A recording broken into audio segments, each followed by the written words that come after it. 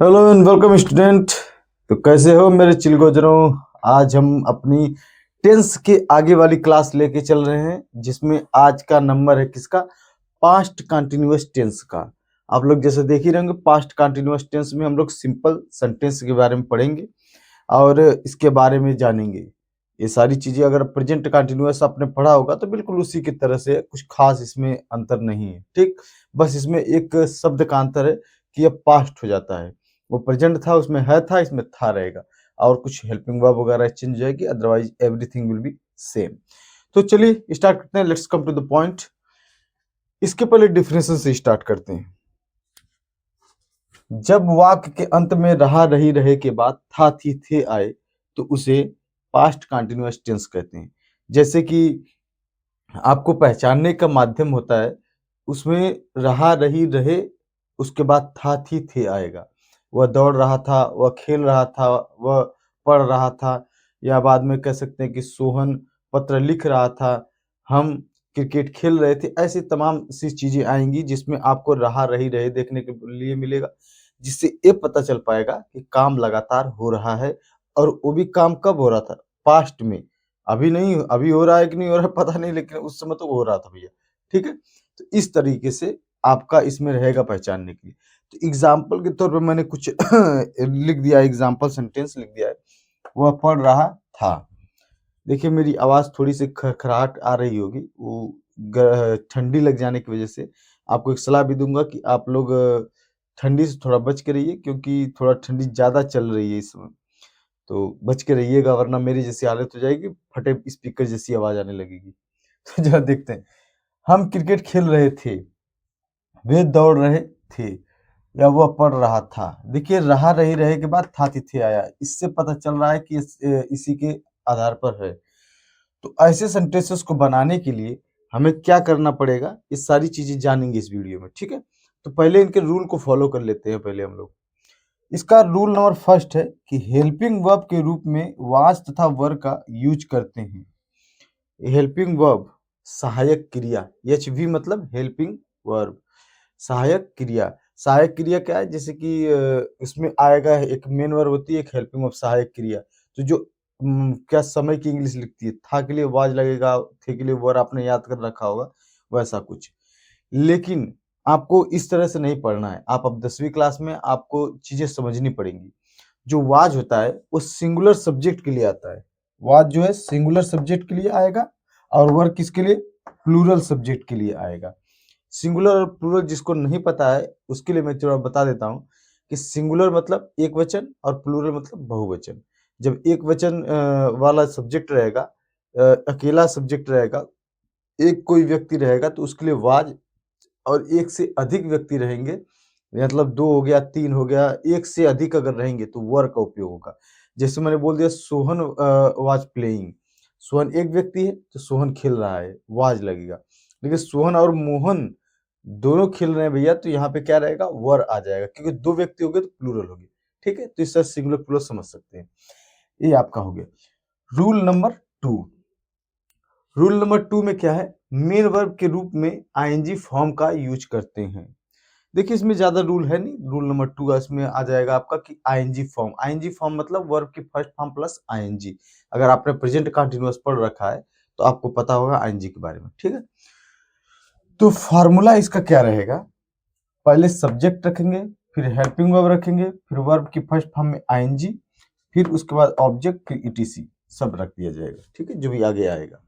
तो हमें जो यहाँ पे था, इसके अनुसार हम लोग क्या करते हैं, जरा एक दो सेंटेंस बना लेते हैं, एग्जाम्पल देख लेते हैं। देखिए पहला लिखा हुआ है कि वह पढ़ रहा था। वह पढ़ रहा था, तो यहाँ पे पहले क्या लिखना है? सब्जेक्ट। तो सब्जेक्ट लिखेंगे ही, यहाँ पे पहला वाला सब्जेक्ट। अब यहाँ पे था आया है, सब्जेक्ट एक व्यक्ति है, तो इसके लिए क्या लिखेंगे? वाज। हेल्पिंग वर्ब के रूप में वाज और वर्ब में से वाज लिखेंगे, वाज। अब पढ़ना का क्या होता है? रीड।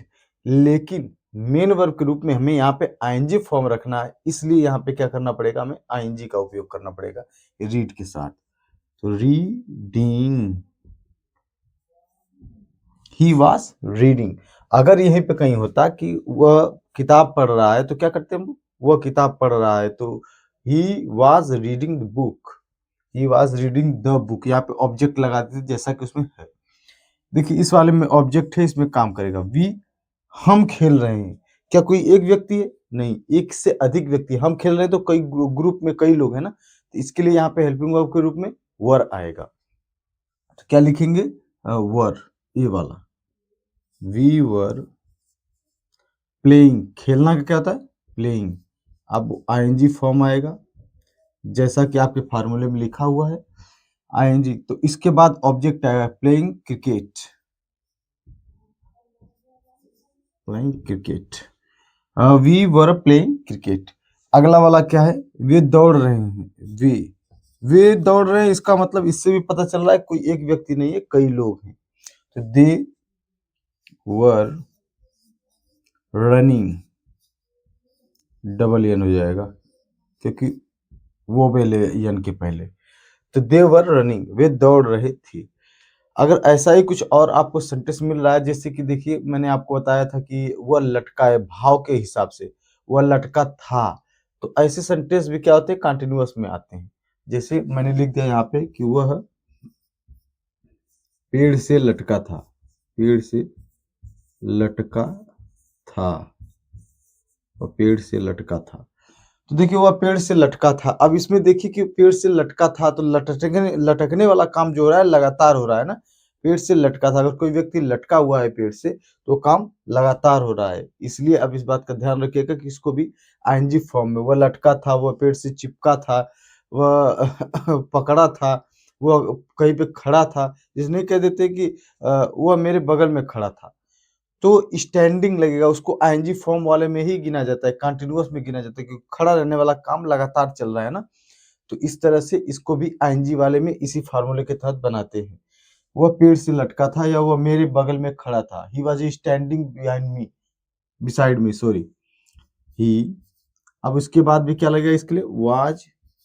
अब लटकना का हैंगिंग होता है, hanging, hanging from the tree, from the tree, from the tree.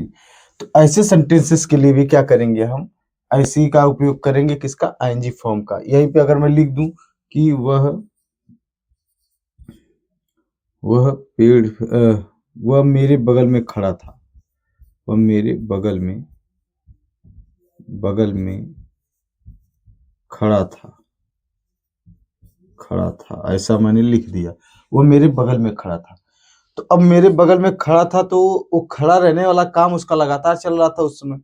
तो अगर मैं जैसे ऐसे खड़ा हूँ, तो एक खड़ा रहने वाला काम लगातार चल रहा है कि नहीं? भले ही कहने में रहा रही रहे नहीं आ रहा है, लेकिन इसमें क्या है, आपको पता चलेगा कि नहीं, यहाँ पे आईएनजी फॉर्म का ही उपयोग किया जाएगा। तो ही वाज, तो यहाँ पे स्टैंड लगा के स्टैंडिंग लगाएंगे, क्योंकि आईएनजी फॉर्म वाला यही वाला फार्मूला उपयोग होगा। ही was standing beside, beside me. ठीक है, बिसाइड यहाँ पे के बगल में जो होता है, ये होता है preposition. He was standing beside me. ठीक है, तो इस वीडियो में इतना ही रहेगा। अगर आपको कोई क्यूरी लग रही है या समझ में ना आया हो, मेरा तरीका थोड़ा सा हो सकता है आपको ढीला लगे, अगर कोई तकलीफ हो तो कमेंट सेक्शन में बताइएगा, मैं अगली बार सुधार करके आऊंगा। तो मिलते हैं नेक्स्ट वीडियो में। सही रहे, स्वस्थ रहे।